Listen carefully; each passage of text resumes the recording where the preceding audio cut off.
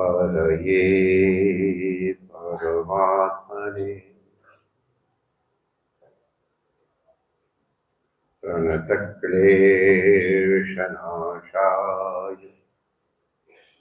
श्रीगोविन्दाय नमो नमः।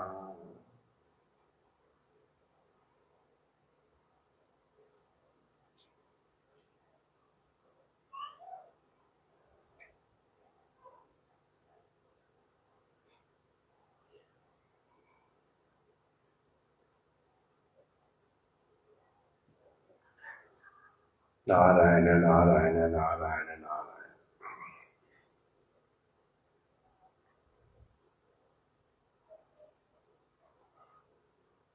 भगवान हमारे जीवन में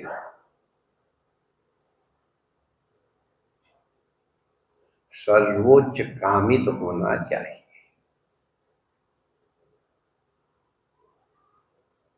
साधक के लिए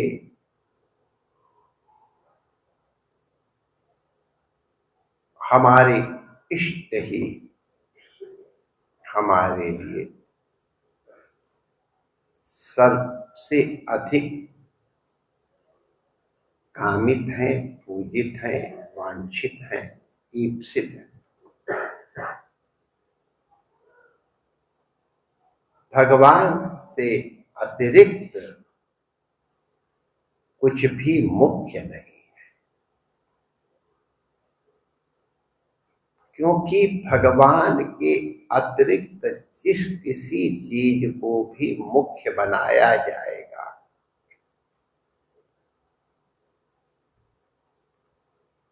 मन का स्वभाव है उस ओर चला जाएगा। बुद्धि उसकी उपलब्धि कैसे हो इसकी विवेचना करने लग जाएगी।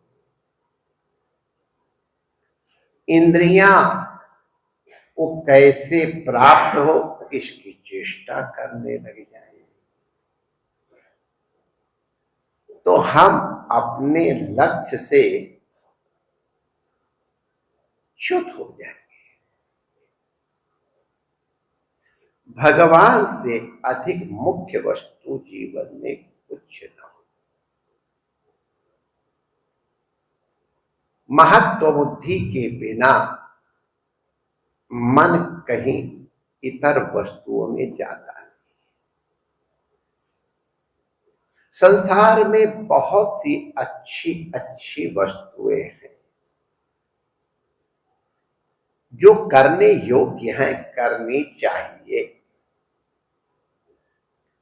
लेकिन हमको पहले निश्चय कर लेना है कि हमारा लक्ष्य क्या है। हमारा लक्ष्य यदि दृढ़ता पूर्वक निर्धारित हो जाए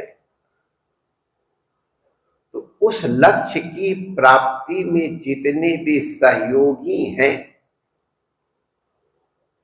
उनका ग्रहण कर लिया और जो भगवान की प्राप्ति में सहयोगकारी न हो उनकी उपेक्षा करते हुए जाए। त्याग देना चाहिए। त्याग मन से होता है, क्रिया से नहीं। ऋषिकेश में एक झाड़ी जगह है, बड़ी प्रसिद्ध थी ऋषिकेश की झाड़ी। अब से 50 साल पहले तक हमने उसको झाड़ी देखा है। 50-60 साल पहले वहां कोई भवन नहीं था। अवधूत संत लोग वहां रहते थे।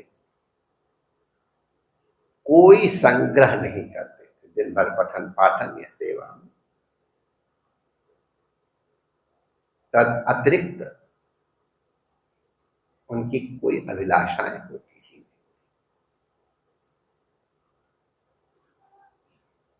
काली कमी वाले अन्न क्षेत्र में भी उनकी भिक्षा के लिए अलग व्यवस्था हुआ करती थी। इतना सम्मान था वहां के। तो वहां के संत गंगा के किनारे बैठ करके ध्यान कर रहे, जैसे वहां कोई आता था नहीं। कोई बहुत संतों का प्रेमी सत्संगी होगा, वही जानेगा कि यहाँ विरक्त महापुरुष रहते हैं, तो वो दर्शन करने आएगा, अन्यथा कोई वहां अधिकतर आया नहीं करता था। और वहां गंगा जी की धार भी बहुत ध्वनि नहीं करती है।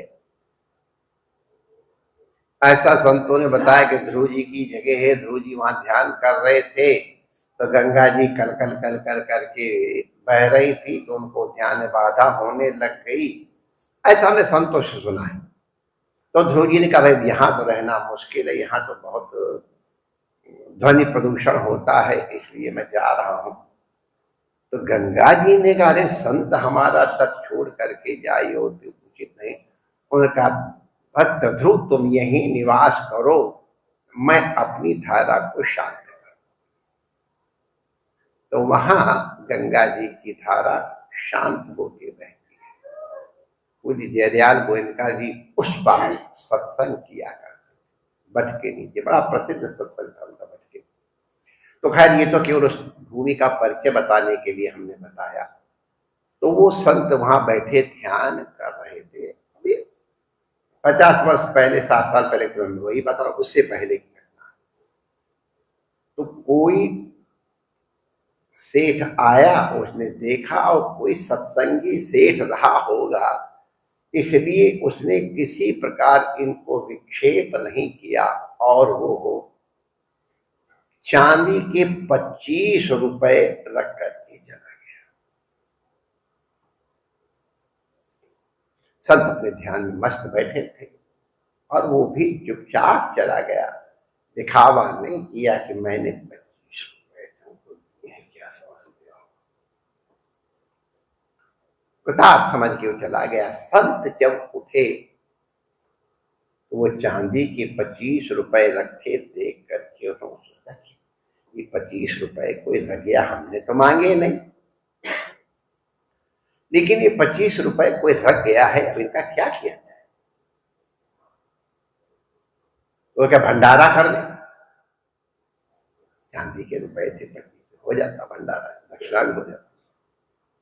भंडारा खाएंगे लोग, खत्म हो जाए, भंडारा रोज होते रहते। कपड़ा ले ले, हाँ कपड़ा वैसे संतों पर कपड़ा तो थोड़ा कम ही रखते हैं, कपड़ा भी नहीं, तो तेल साबुन ले ले। संतों के पास कभी कभी कपड़ा धोने के लिए, उसके लिए कि जूता ले ले, छाता। ये संतों के लिए दवाई की व्यवस्था करते, कभी कभी संत इस तरह संकल्प विकल्प कर रहे थे। तो वो एक अपने जो बड़े संत थे उनसे पूछा, महाराज मेरे मन में कोई कामना नहीं थी, लेकिन कोई ये 25 रुपए धर गया है चांदी के, वहां पे पड़े, मैं उनका क्या करूं। मैं उन्होंने बताया भंडारा करें, ये कपड़ा ले देंगे, जूता छाता ले देंगे, सब बताया। तो उन्होंने कहा अरे महात्मा, तुम्हारे मन से अभी धन की महत्व बुद्धि नष्ट नहीं हुई है। जो रुपया बाहर पड़ा रह करके तुमको इतना विक्षेप दे रहा है, तुम्हारा भजन पाठ छुड़वा दिया, वो हाथ में लोगे तो क्या होगा। अरे जाओ, गैया का गोबर पड़ा है, उठा के ऊपर ऐसे डालो, पकड़ करके निचोड़ दो, और उसी में रुपए लपेटे गंगा जी में फेंक के आ जाओ। संत ने वही किया। उनके मन की ये चिंता कि मैं ये करूं, ये करूं, अपने आप शांत हो गया। इसका मतलब धन का महत्व कम है, ये कृपा करके आप अन्यथा मत समझें। अर्थ भी हमारे यहाँ पुरुषार्थ है, लेकिन अर्थ उस समय तक पुरुषार्थ है जब तक वो अनर्थ नहीं कर रहा है, अनर्थ के साथ हमको जोड़ नहीं रहा है। भगवान से अतिरिक्त सब अनर्थ है। अगर अर्थ हमारे धर्म में, हमारी भगवत प्राप्ति में, भगवान के द्वारा प्रदत्त कर्मों में भगवत सेवा की दृष्टि से उपयोग हो रहा है तो अर्थ है, उसकी अर्थना करनी है। और अगर वो हमारे इसमें विक्षेप करता है तो वो अनर्थ है और अनर्थ का परित्याग करना चाहिए। संत की दृष्टि में अभी अभीष्ट बुद्धि थी या उत्कृष्ट बुद्धि थी धन के प्रति, संत ने उसका निवारण कराया है। ये बाहर रह के तुमको इतना विक्षेप दे रहा है, इसका तुम दूर से त्याग करो। संत के आदेश से उन्होंने वो मुद्राएं गंगा जी में फेंक दी थी, तो उनको त्याग का अभिमान भी नहीं आया कि मैंने गुरु आदेश, संतों के आदेश से एक कर्म किया। वरना त्याग का भी बड़ा भारी अहंकार हो जाता है। मैंने इतने रुपयों के ऊपर लात मार दी है, तो वो भी उचित नहीं है। एक बार किसी संत कहे तो जरा कुछ बड़े घर के थे, बाबा जी बन गए थे, तो उनको तो अभिमान तो था, अरे मैं इतनी करोड़ों की संपत्ति पे लात मार के आया हूं।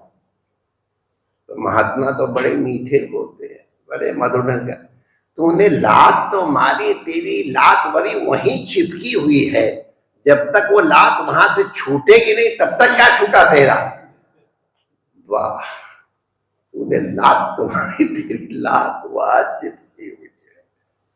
महत्व बुद्धि भगवान के प्रति रखो। भगवान के अतिरिक्त अन्य जो कुछ भी है वो कनिष्ठ है। हमारे यहाँ कहते हैं कि जो अभीष्टतम हो, ईप्सिततम हो, वही तुम्हारा कर्म होना चाहिए। कर्तु ईप्सिततमम, हमारा कर्म ईप्सिततम श्री कृष्ण श्री रमण बिहारी हो, तभी उसमें कर्मत्व, तभी उसमें लक्ष्यत्व, कामितत्व, ईप्सितत्व होगा, और तभी इतर वस्तुओं से विराग करना नहीं पड़ेगा। अपने आप मन उधर से विरक्त हो जाएगा। परमात्मा ने ईप्सिततम बुद्धि करें, यही हमारे लिए मंगलकर है। सभी महापुरुषों के चरणों में वंदन करते हैं। आचार्य जी से समस्त शुक्रवार ब्राह्मणों का वंदन करते हैं तथा यहाँ बैठे हुए और विज्ञान के माध्यम से सम्मुख बैठे आप सभी सौभाग्य मंगल कामना करके अपनी